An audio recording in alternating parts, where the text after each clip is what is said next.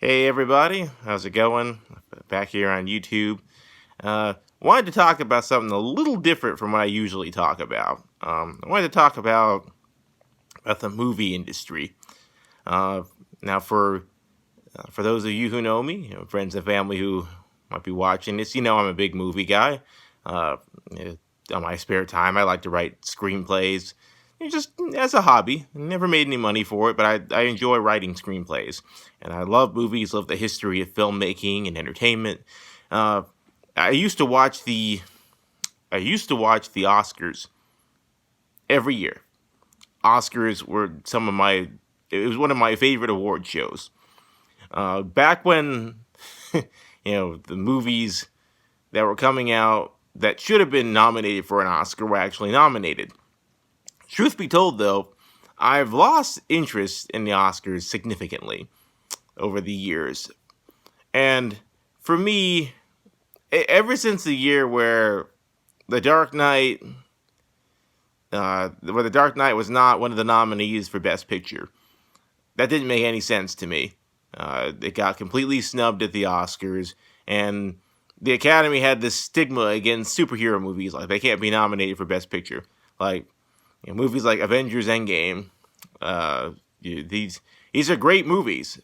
I mean, not nominated for Best Picture. It doesn't make any sense to me. I don't get it.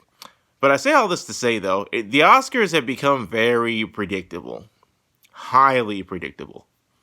And it's really become a matter of whatever social idea they're trying to push in Hollywood, that's the movie that gets nominated for the Oscar.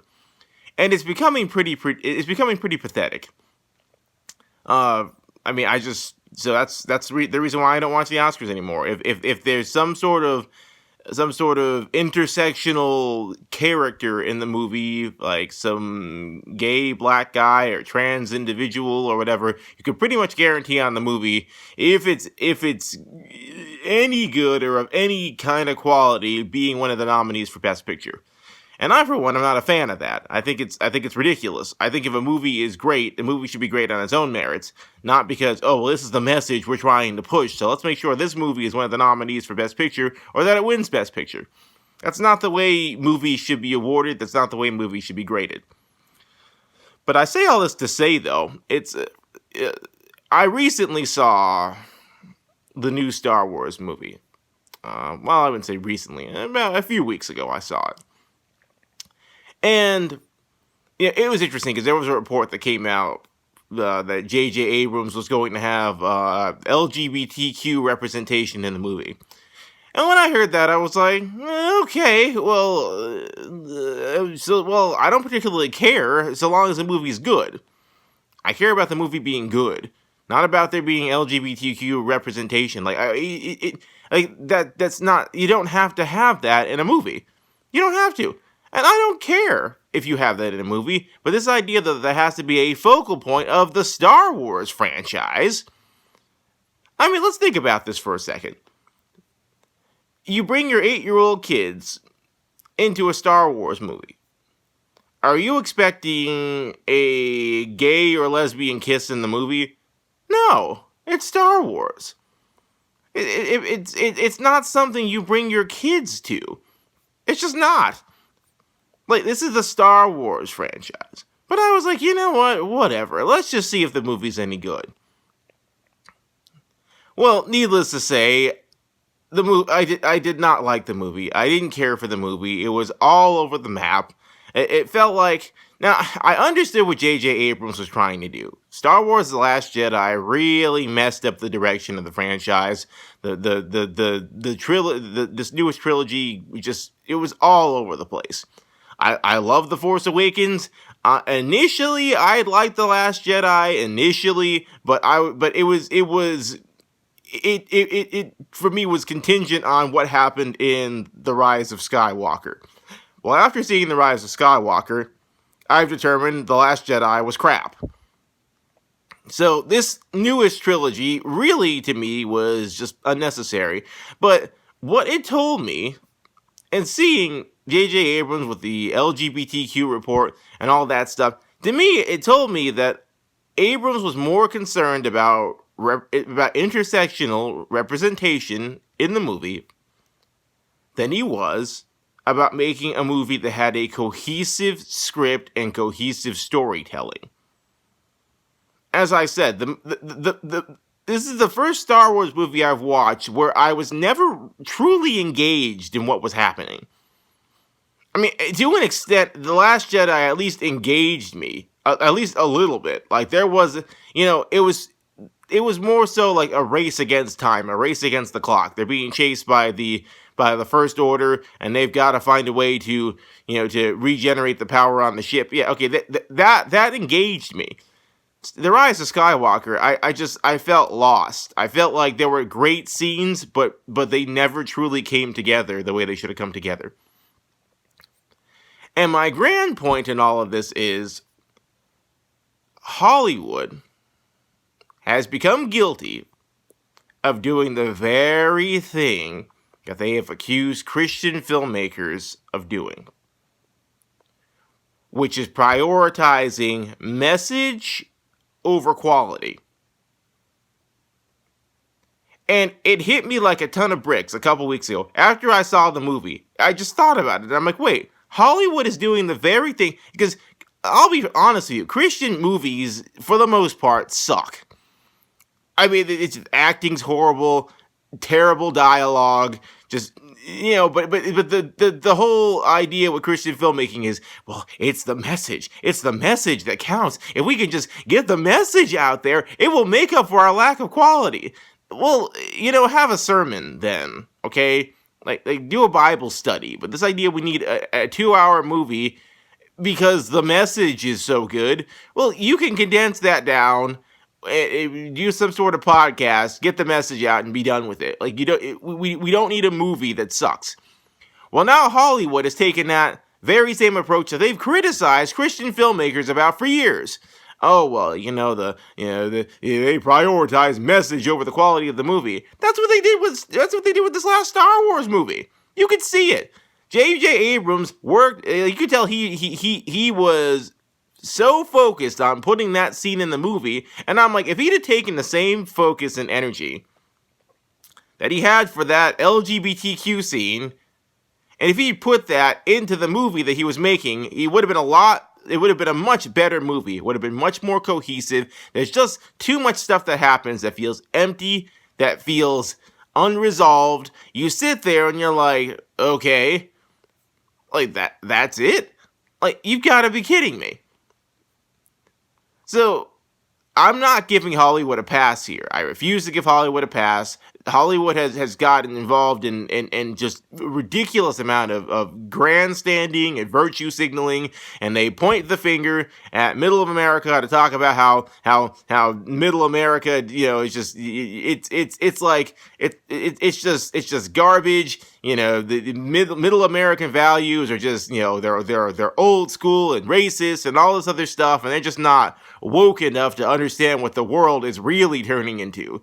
Okay, well, Hollywood really doesn't have an accurate depiction of the country. Like, Hollywood values do not line up with American values. And proof of this was the fact that Hillary Clinton did not win the election last time. Hillary thought if she could win the media, if she could win Hollywood, and push a Hollywood-valued agenda at people, that she could get the election. And in the end, it backfired. It blew up in her face. Because people are tired of Hollywood just pushing their agendas, pushing their morals at everybody, and telling us conservatives, us people who believe in traditional American values that we're stupid. We just don't know the truth of how the world actually operates. So they can make these movies that. Yeah, I mean, this is the reason why the box office in Hollywood, you look at the amount of money that's being brought in from box office totals over the last 7 to 10 years. They keep going down. And people think that that's because of, Netflix and, all YouTube TV. People just don't care to go to the movies anymore. No, I'm telling you now, that's not it. Okay, because what I'm telling you, what it is that people are tired of having agendas and hardcore progressive messages thrown in their faces. When I go to see Star Wars, I'm going to see the characters. I'm going to see Luke. I'm going to see Leia. And then with this new trilogy, Rey, which I've never been a big fan of Rey. I'm not really a fan of her character. And Poe was okay, and I kind of like Finn, but I kind of feel like they really stunted the growth of Finn's character. It's pretty much they just made him a stormtrooper who became a part of the Resistance, and I wish they would have expounded on his character better. I feel like they did his character a disservice. But with that being said, though, like that, I go to Star Wars to see a story about Star Wars. If I went into a movie like, say, Milk, for example, with Sean Penn, well, it's about Harvey Milk, who was a gay rights activist. So if there's an LGBTQ scene, well, of course there's an LGBTQ scene. The movie is about gay rights. Okay, fine. The movie J. Edgar, I like J. Edgar. A lot of critics didn't like J. Edgar, but I like J. Edgar. And I understand that the idea of J. Edgar was, his relationship with, I think it was Clyde.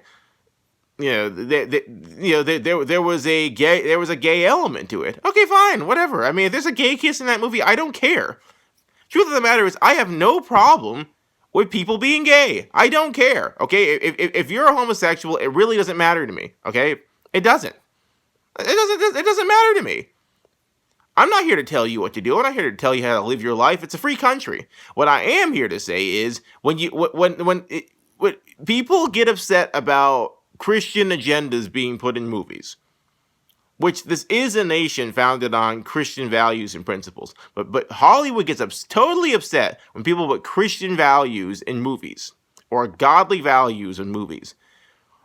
Okay, but then y'all aren't freaking out though when we have LGBTQ scenes in movies, and regardless of where you sit on either side of the spectrum, why is it acceptable for one but not acceptable for the other? It's just I don't get it. Like Hollywood has become so anti-God and so radical, but let's have LGBTQ representation. It's Star Wars. Why do we need that in Star Wars?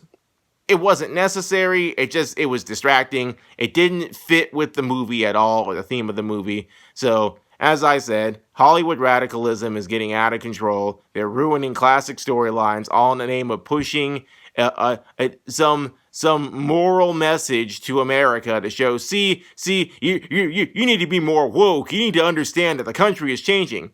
Okay, look, I get the country is changing, but you don't take iconic characters that we've grown up with and add scenes to movies that we're bringing our 8-year-old kids into and tell us we need to just deal with it, eat it, because if you don't like it, you're being intolerant.